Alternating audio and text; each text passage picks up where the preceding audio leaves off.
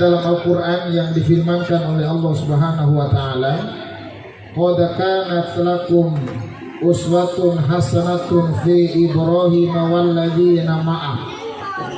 Sungguh telah ada di dalam Ibrahim itu sebagai uswah, sebagai suri tauladan, walladzina ma'ah, dan juga bersama orang-orang dengannya.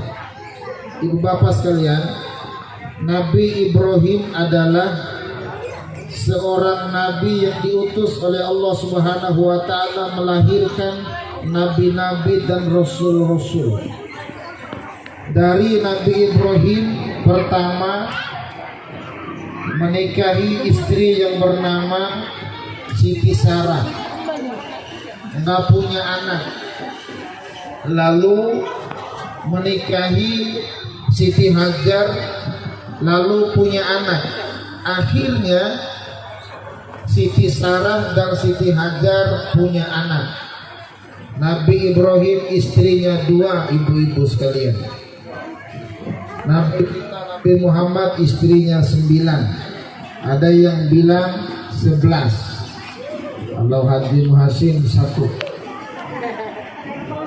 Satu rasa 4 daripada 4 rasa 1, katanya begitu.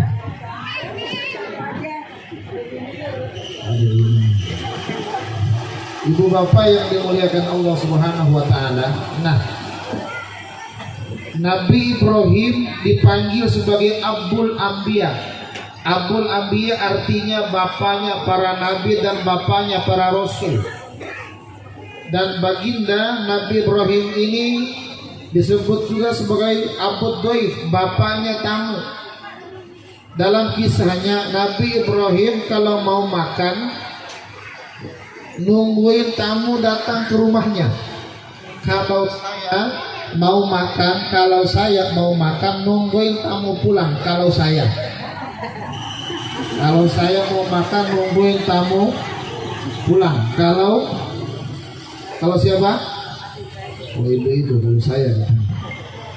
Nah, Nabi Ibrahim ini disebut sebagai Khalilullah, kekasih Allah.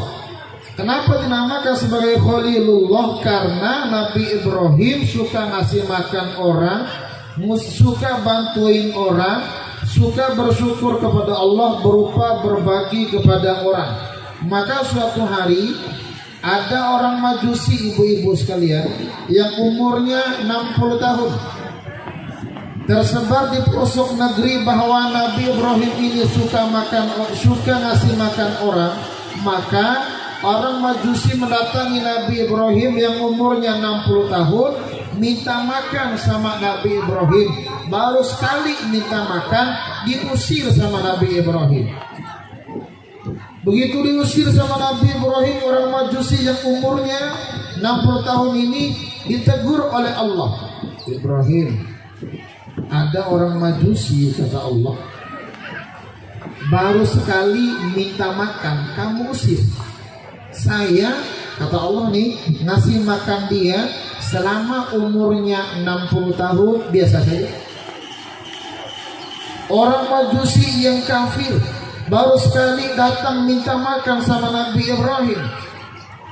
Bukan minta makan yang pakai pura-pura itu. Ini diuji oleh Allah Subhanahu wa Ta'ala Nabi Ibrahim. Sekali minta makan enggak dikasih makan, diusir sama Nabi Ibrahim. Lalu Ibrahim ditegur oleh Allah, baru sekali ini orang minta makan, kamu usir. Saya ngasih makan sama orang tersebut selama 60 tahun biasa saja. Kira-kira ada orang yang ke rumah kita minta uang 1.000 rupiah, kita usir apa kita ngasih, ibu? Apa kita caci maki? Masih kuat, masih minta-minta dulu. Timbang 1.000 doang. Berbagi sama orang yang luar biasa. Nabi Ibrahim ini lagi-lagi diuji oleh Allah. Allah mengutus sosok sama Nabi Ibrahim. Sosok itu bilang sama Nabi Ibrahim, wahai sang Nabi, rakyatmu masih banyak yang miskin. Di pelosok-pelosok desa banyak rakyatmu yang kelaparan. Kalau berbagi ya jangan di kota saja dong. Kalau ngasih proyek jangan sama orang kota saja dong. Berbagi loh sama orang-orang fakir miskin yang ada di pelosok-pelosok desa. Maka orang tersebut melaporkan kepada Nabi Ibrahim, dan Nabi Ibrahim mengumumkan, kalau masih ada rakyat saya yang miskin, masih banyak yang kelaparan, bagikan tuh beberapa kandang saya, beberapa kandang unta saya. Begitu diperintahkan sama Nabi Ibrahim ini sosok, agar beberapa kandang ontanya Nabi Ibrahim dibagikan kepada fakir miskin. Diangkut beberapa kandang ontanya Nabi Ibrahim. Habis beberapa kandang ontanya, ini orang lapor lagi, wahai sang Nabi, sudah habis beberapa kandang ontamu, sudah saya bagikan kepada fakir miskin. Ternyata rakyatmu masih banyak yang kelaparan. Lantas saya masih punya apa? Sang Nabi masih punya beberapa kandang sapi. Ya sudah, angkat tuh semua sapi saya.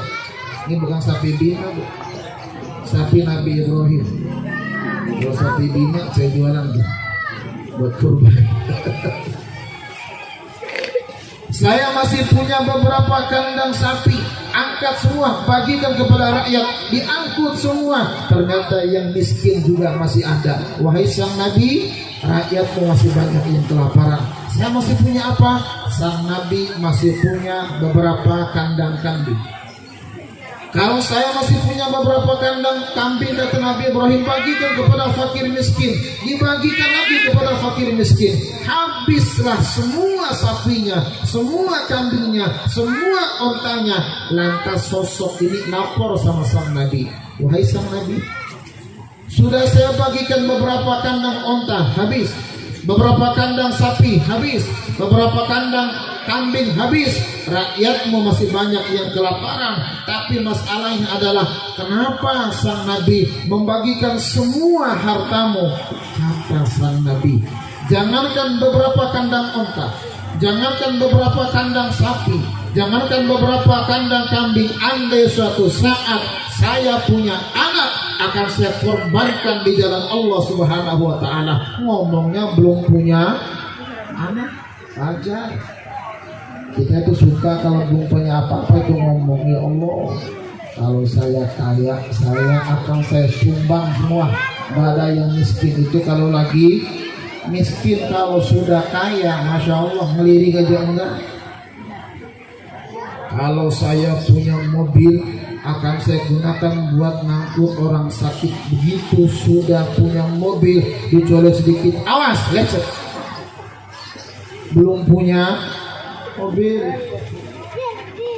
Ini sang Nabi ngomongnya belum punya anak. Jangankan beberapa kandang unta, jangankan beberapa kandang sapi, jangankan beberapa kandang kambing, andai suatu saat saya punya anak, akan saya korbankan di jalan Allah Subhanahu wa ta'ala. Ngomongnya belum punya anak.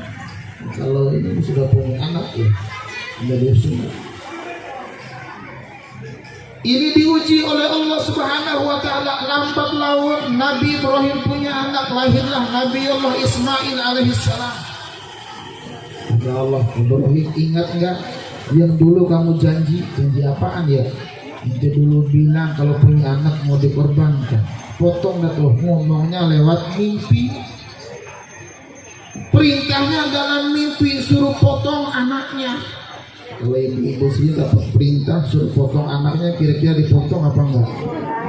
Borok-borok dipotong, dicolek dikit makin marah. Lagi dibawa ke ibu Elia, diajarin baru diceber sedikit, gara-gara susah ngajarinnya lapor polisi. Saya ngajarin anak orang banyak, takut kita colek sedikit lapor polisi.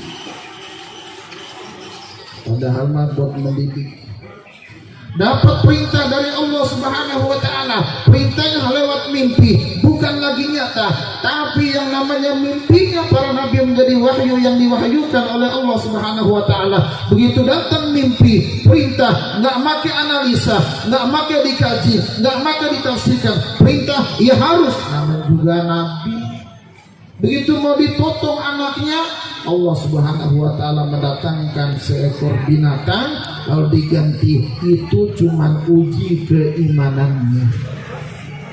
Anda anak yang masih lucu, anak yang sangat kecil, yang dirindukan lama nggak punya anak, begitu muncul ada tantangan keimanannya, maka seorang nabi dan kita yang beriman kepada nabi, beriman kepada seluruh nabi-nabi Allah Subhanahu wa taala, salah satunya adalah Nabi Allah Ibrahim. Ada perintah dari Allah Subhanahu wa taala, qad kanat lakum uswatun hasanatun fi Ibrahim, sungguh telah ada dalam diri Nabi Ibrahim itu suri satu, korbanlah di jalan Allah Subhanahu wa taala. Bangsa kitanya bersyukur kepada Allah.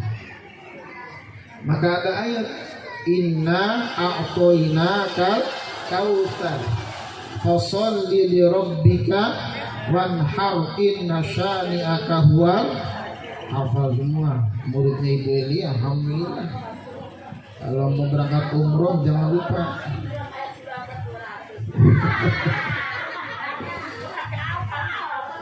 Hafal-hafal ya. Kalau uang hafal insya Allah Bu ya. Ini Ibu tawaduk, tahu warna duit tuh. Ibu-ibu sekalian, lihat ayatnya. Inna, sesungguhnya kami. Di situ ada domir nahnu. Ayo ngaji dulu. Inna, bukan dalam rangka mensyukuri kenikmatan dari Allah Subhanahu wa taala. Kalau dalam ulama tafsir menafsirkan fasoli ayat ini adalah salat Idul Adha, sementara wanharnya adalah berkorban hewan korban. Tapi menjadi masalah adalah kalau cuma surat Idul Adha, bagaimana yang 5 waktu? Kalau cuma Idul Korban, bagaimana korban-korban yang lain? Maka muncul ulama tafsir bukan hanya surat Idul Adha, tapi yang 5 waktu pun dilakukan dalam rangka mensyukuri kenikmatan dari Allah Subhanahu wa taala. Jangan lupa karena sholat yang ditinggal. Siang malam kita ibadah mensyukuri kenikmatan Allah. Lalu sekarang kita korbankan waktu kita untuk ibadah dalam rangka mensyukuri kenikmatan dari Allah. Kalau hari ini Sohibul Bait mengundang kita, ini dalam rangka mensyukuri kenikmatan dari Allah Subhanahu wa taala. Syukur telah punya anak, syukur telah dapat rezeki, syukur sampai di hitam, dibagikan makanan kepada kita. Ini bagian daripada korban. Kita datang pada siang hari ini, kita korban waktu. Ini bagian daripada korban kita mensyukuri kenikmatan dari Allah Subhanahu wa taala. Maka hidup yang paling indah adalah mensyukuri kenikmatan yang diberikan oleh Allah Subhanahu wa taala. Jangan banyak minta, jangan banyak mau. Kalau mensyukuri akan ditambahkan oleh Allah. Terkadang orang mau nggak dapat bisa gila. Pingin terus tapi nggak usaha bisa gila. Nanti nyalahin Allah. Hidup kok gini-gini amat. Kalau banyak mau ya begitu. Kalau banyak mau begitu Ibu. Kalau kita mensyukuri kenikmatan dari Allah Subhanahu wa taala, insya Allah kita akan bahagia, tidak bakal susah, tidak bakal stres, tidak bakal pusing. Kalau maunya tinggi sementara kita nggak dapat nanti bisa stroke. Tahu stroke nggak Bu? Stroke itu berat apa ringan? Berat apa ringan? Berat. Bagaimana 5 truk stroke aja berat. Nah, terakhir dari saya ada kisah ibu-ibu sekalian. Ada istri solehah, suami soleh, istri yang pandai bersyukur, suami yang pandai mengajari istrinya untuk bersyukur. Suatu hari ada suami istri kaya raya, punya harta di mana-mana, punya mobil, punya rumah, punya motor, uang di bank di mana-mana. Akhirnya ini orang jatuh bangkrut. Orang jatuh bangkrut, tinggal rumah 1, mobil 1, motor 1, semua serba 1, istri pun 1. Lalu si suaminya ini ngomong sama istrinya, ibu, maafin bapak ya, kalau kemarin rumah kita banyak, mobil kita banyak, motor kita banyak, uang di mana-mana, di bank mana aja ada. Sekarang mobil tinggal 1, rumah tinggal 1, motor tinggal 1. Kata istri yang pandai bersyukur nih, kata ibu Tri nih sama Bang Ali ngomongnya nih, Bang Ali jangan ngomong kayak gitu. Kata Ibu Tri, alhamdulillah kita masih punya rumah satu, kita masih punya mobil satu, kita masih punya motor satu, daripada Hakim masih ngontrak. Hakim masih ngontrak. Alhamdulillah masih ngontrak. Taruh mobil aja dimarahin orang mulu. Timbang taruh mobil di tanah orang aja masih dimusuhin gua. Padahal yang musuhin bukan yang punya tanah, heran gua. Tapi emang nasib Ustaz kayak begitu ya. Latih suruh sabar.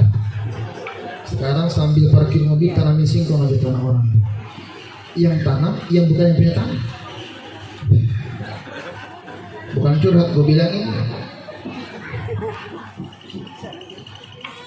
Akhirnya memang dasar ini orang sudah jatuh bangkrut. Yang tadinya rumah cuma satu, mobil cuma satu, motor cuma satu, akhirnya kejual semua. Lama-lama ini bukan Ibu Tri, lama-lama ngontrak. Akhirnya ngomong suami, Bu, akhirnya kita ngontrak juga. Kata Ibu Tri yang pandai bersyukur nih, Bapak jangan ngomong gitu. Alhamdulillah kita masih bisa ngontrak, masih bisa bayar. Alhamdulillah kita mah tetangga kita diusir sama yang punya kontrakan nggak bayar-bayar. Akhirnya tinggal di Masjid Al-Ittihad orang. Alhamdulillah. Ibu-ibu maunya dikontrakan apa tinggal di masjid? Alhamdulillah, syukur. Akhirnya ini orang karena tinggal di Masjid Al-Ittihad bikin kotor melulu. Harusnya di masjid dibersihkan. Akhirnya dia mengabdikan diri kepada masjid. Pergi. Akhirnya suami istri ini runding lagi, ngomong si bapak, Ibu maafin bapak ya, kita akhirnya tinggal di masjid juga. Kata istri yang pandai bersyukur, Bu, Bapak jangan ngomong gitu. Alhamdulillah kita masih diizinkan sama Pak Bahar tinggal di masjid. Alhamdulillah daripada tetangga sudah tinggal di kolong jembatan. Ya ibu-ibu maunya di kolong jembatan apa di masjid, Bu? Wah, ini serba susah di jawabannya. Serba susah, tapi bersyukur ya. Masih ada baiknya daripada enggaknya. Ini latihan syukur nih, Ibu. Ini kan lagi bersyukur nih, latihan syukur. Karena ini orang ditinggal di kolong jembatan, kalau hujan kehujanan, kalau nyamuk kenyamukan, kalau panas kepanasan. Saking banyaknya nyamuk, digigit nyamuk, akhirnya masuk ke rumah sakit. Sampai di kolong jembatan ngomong lagi deh, Ibu maafin Bapak ya, kalau kemarin kita masih tinggal di masjid, akhirnya tinggal di kolong jembatan. Kata si ibu, Bapak jangan ngomong gitu. Alhamdulillah kita di kolong jembatan daripada tetangga sudah masuk ruang ICU. Ayo ibu-ibu milih ruang ICU atau kolong jembatan, Ibu? Hah? Tapi mana yang baik, kolong jembatan apa ruang ICU? Masih alhamdulillah loh. Latihan syukur nih. Kan kita nggak tahu bagaimana nasib kita nanti. Akhirnya orang ini masuk juga di ruang ICU karena sakit. Dia nggak bisa makan, dia hidupnya kotor, dia digigit nyamuk. Sampai di ruang ICU, akhirnya si bapak ngomong lagi sama istrinya, Ibu maafin ya. Akhirnya kita masuk juga ke ruang ICU. Kata istrinya, Bapak alhamdulillah kita masih bisa masuk ke ruang ICU, masih bisa nafas. Kalau tetangga kita sudah mati. Ayo ibu-ibu orang ICU apa mati duluan? Tapi minimal. Seandainya terjadi lagi, rasain bagaimana cara bersyukur. Ini orang nggak punya uang buat bayar rumah sakit, gede lah dokternya, akhirnya ambil suntik mati dua-duanya, sampai mati dikubur sama-sama. Ini si suami ngomong lagi sama istrinya, ibu maafin ya, akhirnya kita mati juga. Kata istrinya, nggak apa-apa, daripada hidup susah enakan mati aja. Ayo syukur ibu. Yang kedua, bagaimana cara kita bersyukur dalam urusan-urusan ibadah? Lihatlah siapa di atas kita. Dalam urusan-urusan dunia, lihatlah siapa di bawah kita. Bagaimana dalam urusan ibadah? Kalau ada orang yang rajin ibadah, kenapa saya tidak bisa? Kalau ada orang yang rajin taklim, kenapa saya tidak bisa? Ada orang yang bisa ngaji, kenapa saya tidak bisa? Ada orang yang suka sedekah, kenapa saya tidak bisa? Ada orang yang suka bantu orang, kenapa saya tidak bisa? Kalau Pak Bahlil hari ini membagikan Quran kepada orang-orang, kenapa Hakim tidak bisa? Maka Hakim ikut bersama Pak Bahlil. Bagaimana caranya mengadakan Al-Quran buat mereka para penghafal Quran. Maka saya terlibat. Kenapa? Iri sama orang-orang yang berbuat baik. Dengan cara inilah ada keinginan dalam diri, tiru kebaikan orang. Supaya apa? Kita bagian daripada orang-orang soleh. Dan itu doa kita, wa adkhilna min ibadatika sholihin, ya Rabb, golongkan aku bersama orang-orang soleh.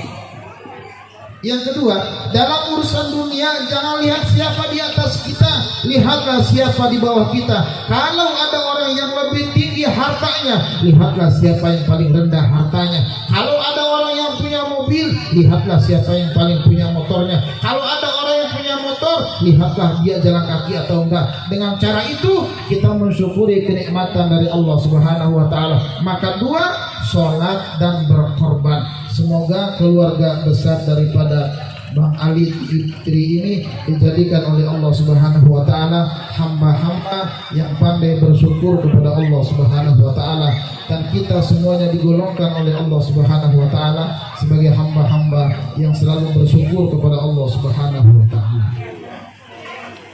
Saya akhiri saja, kita doa. Kita kirim Al-Fatihah. Yang pertama buat Farhan Brilian Sadewa.